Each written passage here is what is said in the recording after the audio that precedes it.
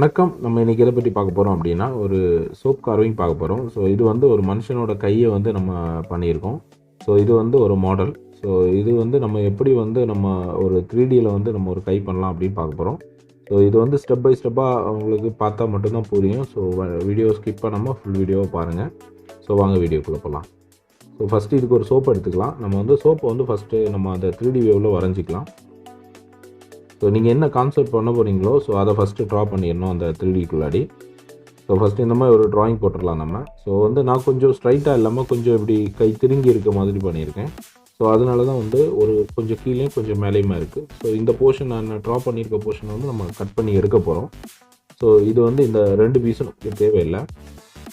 So இதை cut பண்ணும்போது பார்த்தீங்கன்னா இந்த மாதிரி வரும். ஸோ இதற்கு உள்ளாடி வந்து நான் அந்த டிசைனை எடுத்த போகிறேன்.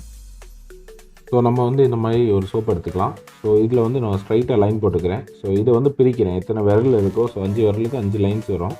ஸோ கொஞ்சம் ஸ்டெப் பை ஸ்டெப்பாக ஒரு 3 ஸ்டெப் வரைஞ்சிருக்கேன். ஸோ இனி வந்து நம்ம இதை கட் பண்ண போகிறோம். ஸோ பார்த்தீங்கன்னா வந்து 2 சைடும் நான் அந்த பெண்டு ஹாஃப் பெண்டை கட் பண்ணி எடுக்க போகிறேன். இந்த சைடில் மார்க் பண்ணியிருக்க மாதிரி அந்த எல் ஷேப்பை.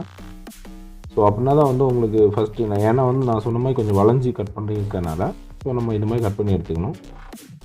ஸோ நம்ம சென்டர் போர்ஷனையும் கொஞ்சம் குண்டு மாதிரி கட் பண்ணிக்க போகிறோம். ஏன்னா வந்து கை எப்படி நம்ம திருப்பி வைக்கும்போது அந்த இடம் பள்ளமாக இருக்கும். ஸோ அதுக்காக இந்த மாதிரி நம்ம கட் பண்ணியிருக்கோம் சென்டரில். ஸோ இனி வந்து நம்ம அந்த கீழ் பக்கம் நம்ம அந்த எல் ஷேப்பில் மார்க் பண்ணியிருந்தாங்க. ஸோ அதையும் வந்து நம்ம ஷார்ப்பாக கட் பண்ணிக்கலாம். ஸோ இந்த மாதிரி நம்ம ஷார்ப்பாக கட் பண்ணி எடுத்துகிட்டு வரும்போது 2 சைடையும் பார்த்தீங்கன்னா இந்த மாதிரி தான் இருக்கும். நான் மார்க் பண்ணதும் கீழே இந்த சைடு மார்க் பண்ணதும். ஸோ இனி வந்து நம்ம இதில் வந்து விரலில் வரைஞ்சிடலாம். ஸோ அப்படின்னா நமக்கு அந்த டிசைன் கரெக்டாக தெரிஞ்சிடும். ஸோ ஃபஸ்ட்டு பெருவிரல்லேருந்து தொடங்கலாம். ஸோ இந்த மாதிரி நான் ஒரு மார்க் பண்ணி ஃபஸ்ட்டு கொஞ்சம் கட் பண்ணிக்கிறேன்.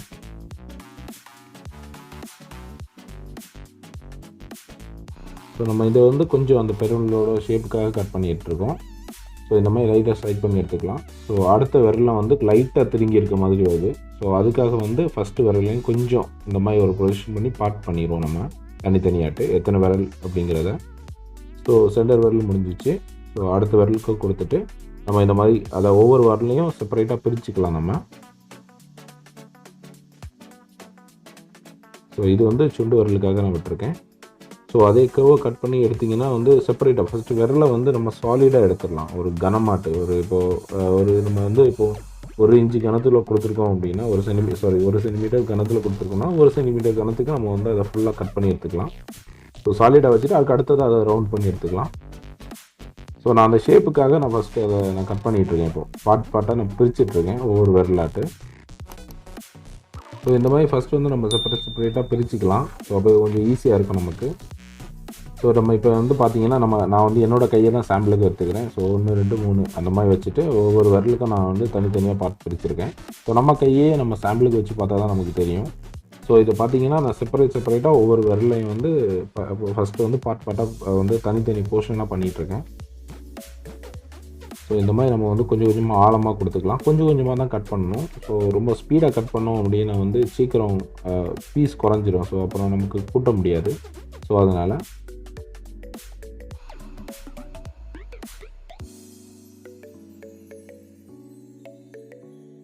ஸோ இந்த மாதிரி நம்ம லைட்டாக கட் பண்ணி எடுத்துக்கலாம்.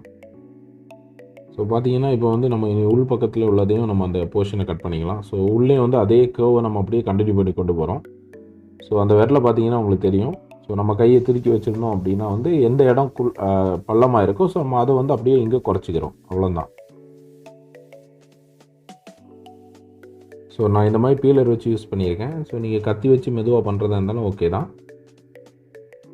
ஸோ இந்த மாதிரி நம்ம அதாவது வந்து உள்ளேயும் வந்து அதே போர்ஷன் நம்ம கட் பண்ணி எடுக்க போகிறோம். ஏன்னா நம்ம பண்ண போகிற சோப்பு வந்து நம்ம 3Dயில் பண்ணுறோம். ஸோ அதுக்காக ஸோ உள்ளே வந்து நம்ம இந்த மாதிரி குண்டை மாதிரி எடுத்துக்கலாம்.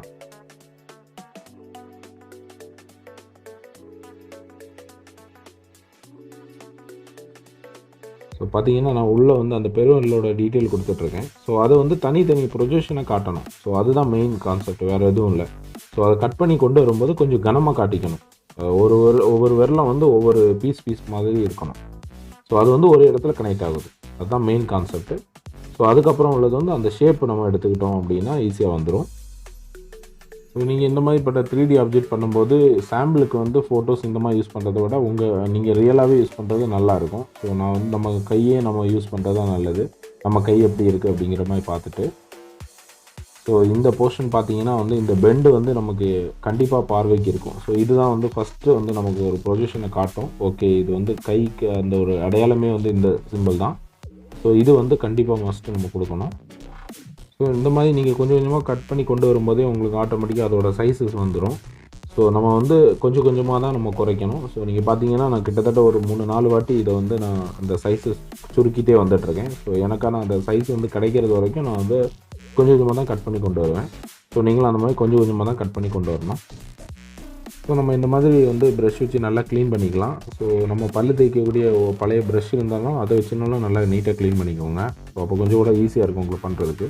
ஸோ சைடு ஓவராலாக நம்ம வந்து ஃபுல்லாக பாலிஷ் பண்ணிக்கலாம். இந்த மாதிரி நீங்கள் சுரண்டிங்கன்னா உங்களுக்கு பாலிஷ் வந்துடும். சோப்பை பொறுத்த வரைக்கும் ரொம்ப சாஃப்டாக இருக்கனால லைட்டாக எப்படி ஸ்க்ராட்ச் பண்ணிங்கனாலே அந்த ஒரு வலுவலுப்பான தன்மை வந்துடும். ஸோ நம்ம நல்லா வந்து பாலிஷ் பண்ண அப்புறம் இந்த மாதிரி நகரை வந்து நம்ம தொடங்கிடலாம். ஸோ இந்த நகத்தை வந்து நம்ம இந்த மாதிரி ஃபஸ்ட்டு ஒரு ட்ராயிங்கை போட்டு ஜஸ்ட் அந்த மாதிரி பீல் பண்ணி எடுத்திங்கனாலே போதும். லைட்டாக கட் பண்ணி அப்படியே விட்டிங்கனாலே வந்து அந்த ப்ரொவிஷன் காணிச்சிடும். ஸோ லைட்டாக அதுக்கு கீழேயும் ஸ்க்ராட்ச் பண்ணி எடுத்துக்கலாம். ஸோ எல்லா நகரும் வந்து அதே போல் நம்ம கட் பண்ணி எடுக்க போகிறோம். அந்த நகம் வந்து அப்படியே வந்து நமக்கு ஒரு ஒரிஜினலாக இருக்கிற மாதிரி ஒரு யூ ஷேப் கட் பண்ணி ஜஸ்ட் அதை லைட்டாக நீங்கள் ஸ்க்ராட்ச் பண்ணி விட்டிங்கனாலே போதும்.